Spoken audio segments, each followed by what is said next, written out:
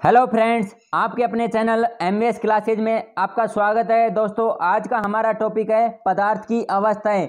आज का यह टॉपिक केमिस्ट्री सब्जेक्ट का टॉपिक है। तो चलिए देखते हैं। आज सबसे पहले केमिस्ट्री के बारे में बताते हैं, जो विज्ञान की वह शाखा है जिसके अंतर्गत हम विभिन्न प्रकार के रसायन एवं उनकी अभिक्रियाओं का अध्ययन करते हैं।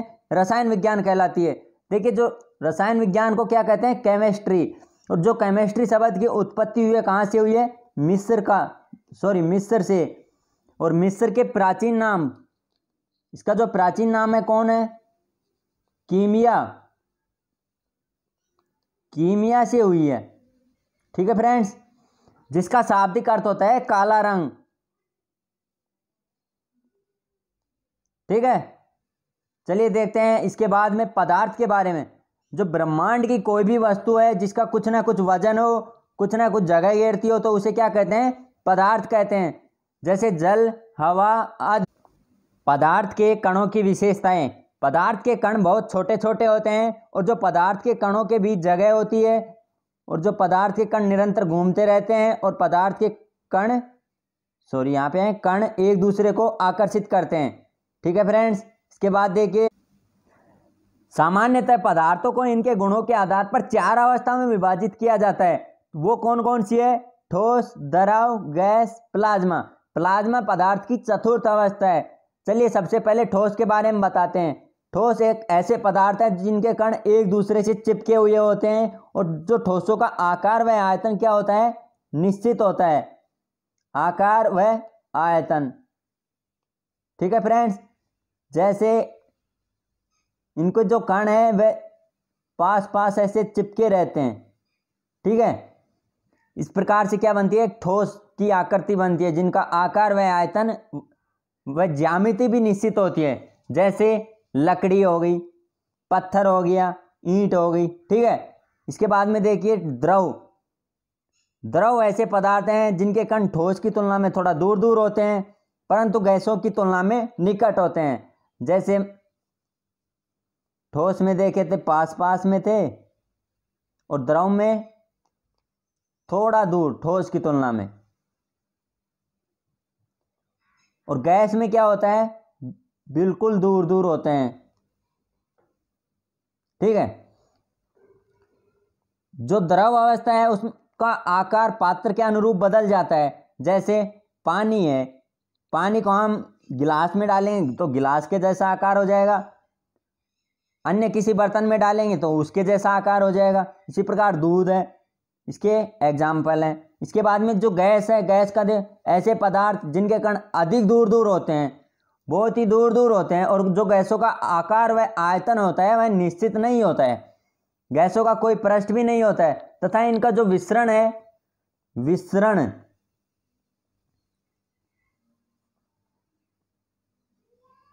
उच्च दाब से निम्न दाब की ओर बहने का गुण होता है इनमें। ठीक है, इसके जो कुछ फैक्ट्स हैं देखिए, ताप एवं दाब को बदलकर किसी भी पदार्थ की अवस्था को बदला जा सकता है। जैसे इनमें कुछ अपवाद हैं, लकड़ी, पत्थर आदि को नहीं बदला जा सकता। ठीक है, इसके बाद में जल तीनों भौतिक अवस्था जैसे ठोस, द्रव एवं गैस में रह सकता है। जैसे जल है, बर्फ के रूप में रहेगा तो वह ठोस अवस्था में हो जाएगा, अगर जल के अवस्था में है तो द्रव में हो जाएगा, और अगर भाप के रूप में है तो वह किस में हो जाएगा? गैस अवस्था में हो जाएगा। इसके बाद देखिए तत्वों के बारे में। तत्व एक ऐसे पदार्थ होते हैं जो केवल एक जैसे ही परमाणुओं के मिलने से बने होते हैं, तथा इन्हें रासायनिक विधियों द्वारा अधिक पदार्थों में विभाजित नहीं किया जाता है, इसलिए तत्वों को प्रारंभिक पदार्थ भी कहते हैं। तत्व कौन कौन से होते हैं हमने पढ़ा था छोटी कक्षाओं में। Hydrogen, helium, lithium, carbon, oxygen, इसी प्रकार सोना, चांदी। ठीक है, ये सभी क्या हैं? तत्व हैं। इसका फैक्ट्स है, एक, पृथ्वी पर सर्वाधिक मात्रा में क्या पाया जाता है? ऑक्सीजन तत्व पाया जाता है। चलिए इसके बाद देखते हैं यौगिक के बारे में। वे शुद्ध पदार्थ जिन्हें रासायनिक विधियों द्वारा अन्य सभी पदार्थों में विभाजित किया जा सकता है, यौगिक कहलाते हैं। ठीक है फ्रेंड्स, यौगिक में तत्वों का अनुपात निश्चित होता है। जैसे जल है, H2O, जल में हाइड्रोजन की मात्रा कितनी है? 2 है। हाइड्रोजन के अणु 2 हैं और ऑक्सीजन का 1 है। तो जल में इनका अनुपात कितना हो जाएगा? 2:1, जो सदैव क्या रहते हैं? स्थिर रहते हैं, चाहे जल किसी भी स्रोत से प्राप्त किया गया हो। ठीक है फ्रेंड्स, इसी प्रकार इसके कुछ एग्जाम्पल्स और हो जाएंगे, जैसे NaCl नमक, एल्कोहल हो जाएगा C2H5OH, इसके अलावा ग्लूकोज हो जाएगा। ठीक है, ये सभी क्या है? यौगिक हैं। इसके बाद देखिए मिश्रण, जब 2 या 2 से अधिक पदार्थों को किसी अनुपात में मिलाया जाता है तो बनने वाला पदार्थ क्या कहलाता है? मिश्रण कहलाता है। जैसे दूध, चीनी आदि का जो जलीय विलयन हो जाएगा वह क्या होगा? मिश्रण कहलाता है। और जो मिश्रण है कितने प्रकार का होता है? 2 प्रकार का होता है। कौन कौन सा? समांगी मिश्रण और विषमांगी मिश्रण।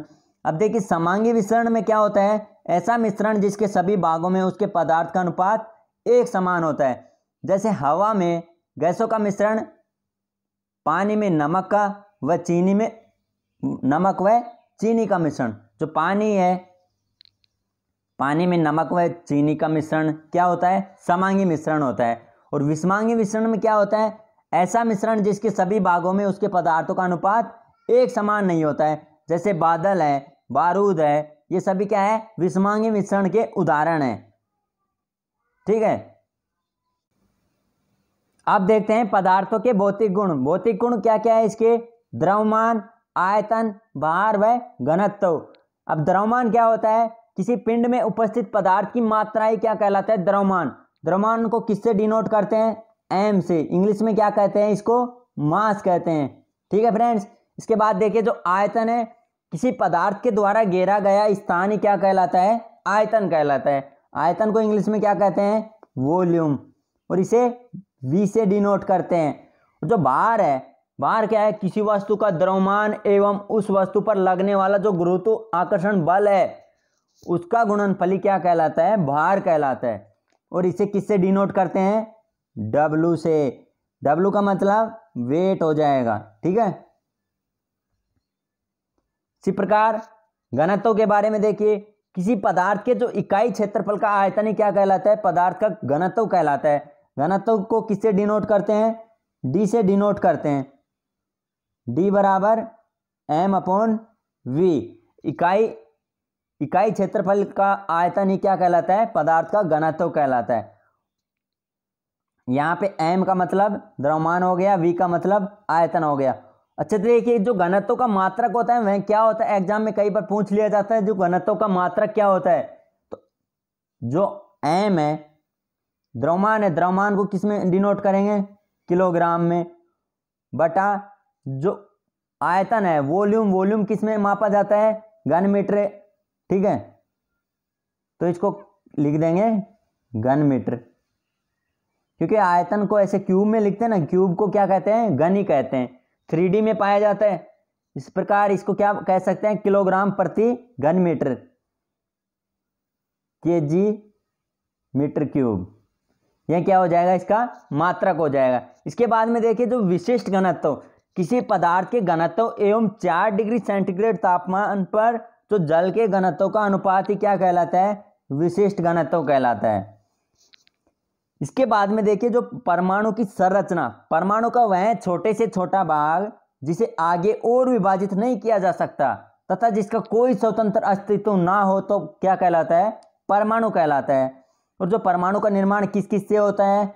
इलेक्ट्रॉन, प्रोटॉन, न्यूट्रॉन से मिलकर होता है। चलिए देखते हैं, इसके बारे में बताते हैं। ये क्या है? परमाणु की संरचना है मान लीजिए। तो जो न्यूट्रॉन और प्रोटॉन है किस में पाए जाते हैं? केंद्रक में पाया जाता है। यह इसका क्या है? केंद्रक। इसके अलावा जो इसके जो बाहरी ये क्या कहलाती हैं? कक्षाएं कहलाती है।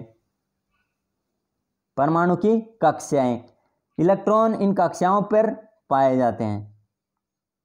ठीक है, अब देखिए परमाणु का जो इलेक्ट्रॉन और प्रोटॉन है इनकी जो खोजकर्ता कौन है उनको याद करने की जो ट्रिक देखिए, ईंट पर नाच। ई का मतलब क्या हो जाएगा यहां से? इलेक्ट्रॉन। इलेक्ट्रॉन की खोजकर्ता कौन है? टे का मतलब टॉमसन, तो इसे नाम याद आ जाएगा, जे टॉमसन। ठीक है फ्रेंड्स। इसके बाद में देखिए जो पे है, पे का मतलब प्रोटॉन हो जाता है, और इसके जो खोजकर्ता कौन हो जाएंगे, रदरफोर्ड। प्रोटॉन के खोजकर्ता कौन हो जाएगा, रदरफोर्ड। कई बार एग्जाम में रदरफोर्ड ना दे के क्या दे देता है, गोल्डस्टीन दे देता है, तो उसको आप ध्यान रखना। रदरफोर्ड अगर ऑप्शन में ना मिले तो प्रोटॉन के खोजकर्ता गोल्डस्टीन भी आजकल कई किताबों में दे रखा है। ठीक है। इसके बाद में एन का मतलब न्यूट्रॉन। न्यूट्रॉन के जो खोजकर्ता है कौन है, चैडविक, जेम्स चैडविक। अच्छा, जो प्रोटॉन की खोज कब की गई थी, इलेक्ट्रॉन की खोज 1879 में। इसी प्रकार जो प्रोटॉन की खोज कब की गई थी, 1911 में। इसी प्रकार न्यूट्रॉन की खोज 1932 में। इसके अलावा जो इनका द्रव्यमान होता है उसके बारे में देखिए। जो इलेक्ट्रॉन का द्रव्यमान कितना होता है, 9.10 इंटू 10 की पावर -31। एग्जाम में कई बार पूछ लिया जाता है कि इलेक्ट्रॉन का द्रव्यमान कितना होता है, तो 9.1 गुणा 10 की पावर -31 किलोग्राम। ठीक है। इसी प्रकार प्रोटॉन का पूछ ले, प्रोटॉन का क्या हो जाएगा, 1.67 इंटू 10 की पावर -27 किलोग्राम। ठीक है फ्रेंड्स। इसी प्रकार न्यूट्रॉन का भी इतना ही हो जाएगा, 1.67 इंटू 10 की पावर -27 kg। ठीक है, याद रह जाएगा। ओके फ्रेंड्स, अगर वीडियो पसंद आए तो लाइक करना। अगर आप हमारे चैनल पर नए हैं तो कृपया चैनल को सब्सक्राइब कर लें, ताकि मेरी वीडियो की नोटिफिकेशन सबसे पहले आप तक पहुंच सके। धन्यवाद।